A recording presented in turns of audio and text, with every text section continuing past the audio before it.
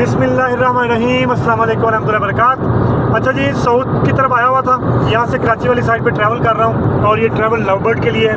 ये जो आप ऑफ़र्स इंजॉय करते हैं ना जी, और बाद में कमेंट्स आते हैं कि लवबर्ड नहीं बिक रहे इसलिए ऑफ़र्स दे रहे हैं। ऑफ़र इसलिए नहीं दे रहे सर, नए फैंसियर की सपोर्ट में ऑफ़र दे रहा हूँ।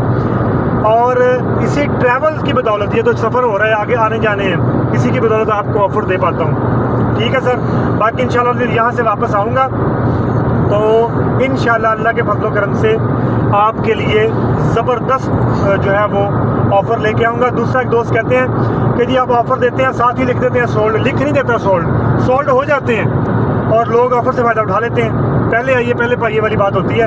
तो इंशाल्लाह अज़ीज़ नेक्स्ट जब ऑफ़र्स आएंगी आप जितनी जल्दी क्लिक कर सकते हैं, ये आपके ऊपर होता है, मैंने तो सबके साथ शेयर कर देना होता है। ठीक है सर, इंशाल्लाह अज़ीज़ बहुत जल्द नई ऑफ़र के साथ, नई वीडियो के साथ बशर्ते ज़िंदगी मुलाकात होगी। तब तक के लिए अल्लाह हाफ़िज़, अस्सलाम वालेकुम रहमतुल्लाहि व बरकातुहू।